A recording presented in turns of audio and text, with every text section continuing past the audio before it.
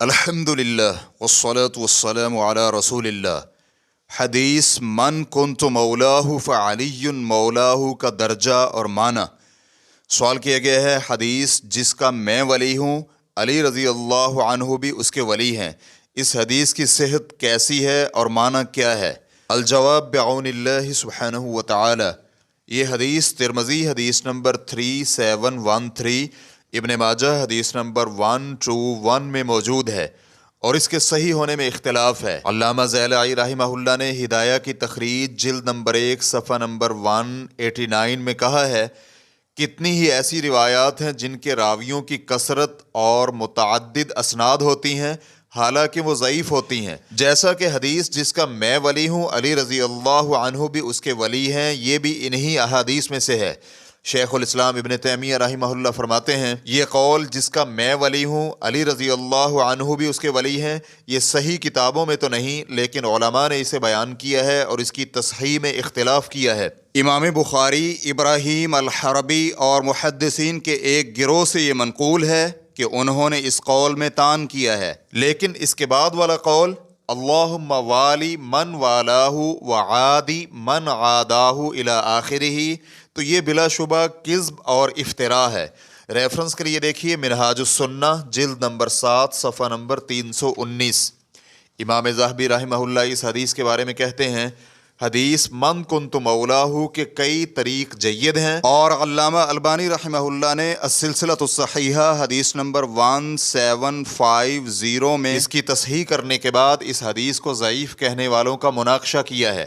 اور اگر یہ جملہ من کنت مولاہ فعلی مولاہ صحیح بھی مان لیا جائے اور اس کے صحیح ہونے سے کسی بھی حال میں یہ حدیث میں ان کلمات کی زیادتی کی دلیل نہیں بن سکتی جن کا غالیوں نے حدیث میں اضافہ کیا ہے، تاکہ وہ علی رضی اللہ عنہ کو باقی سب صحابہ سے افضل قرار دے سکیں، یا پھر باقی صحابہ پر طعن کر سکیں کہ انہوں نے ان کا حق سلب کیا تھا۔ شیخ الاسلام ابن تیمیہ رحمہ اللہ نے ان زیادات اور ان کے ضعیف ہونے کا ذکر منہاج السنہ میں 10 مقامات پر کیا ہے۔ اس حدیث کے معنی میں بھی اختلاف کیا گیا ہے۔ معنی جو بھی ہو، احادیث صحیحہ میں جو یہ ثابت اور معروف ہے کہ نبی علیہ الصلاۃ والسلام کے بعد امت میں افضل ترین شخصیت جناب ابو بکر ہیں اور خلافت کے بھی وہی زیادہ حقدار ہیں، ان کے بعد جناب عمر ہیں، اور پھر جناب عثمان بن عفان ہیں، اور ان کے بعد جناب علی رضی اللہ عنہم اجمعین ہیں۔ یہ اس حدیث کے متعارض نہیں، اس لیے کہ کسی ایک صحابی کی کسی چیز میں معین فضیلت اس پر دلالت نہیں کرتی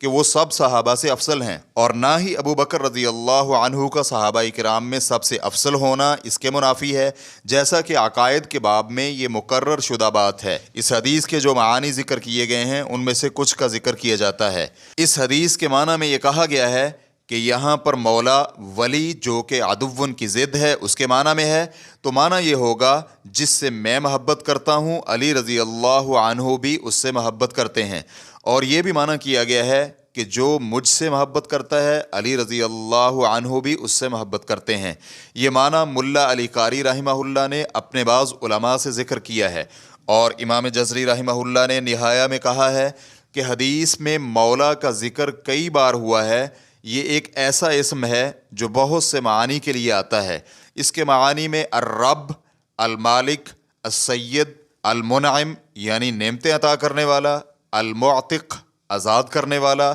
الناصر مدد کرنے والا، المحب محبت کرنے والا، التابع پیروی کرنے والا، الجار پڑوسی، ابن العم چچا کا بیٹا، حلیف، العقید فوجی افسر، الصہر داماد، العبد غلام، العتق آزاد کیا گیا، المنعم علیہ جس پر نعمتیں کی جائیں۔ ان معانی میں سے اکثر تو حدیث میں وارد ہیں جن کا اضافت کے اعتبار سے معنی کیا جاتا ہے، تو جس نے بھی کوئی کام کیا یا وہ کام اس کے سپرد ہوا تو وہ اس کا مولا اور ولی ہے، اور حدیث مذکور کو ان مذکورہ اسماء میں سے اکثر پر محمول کیا جا سکتا ہے۔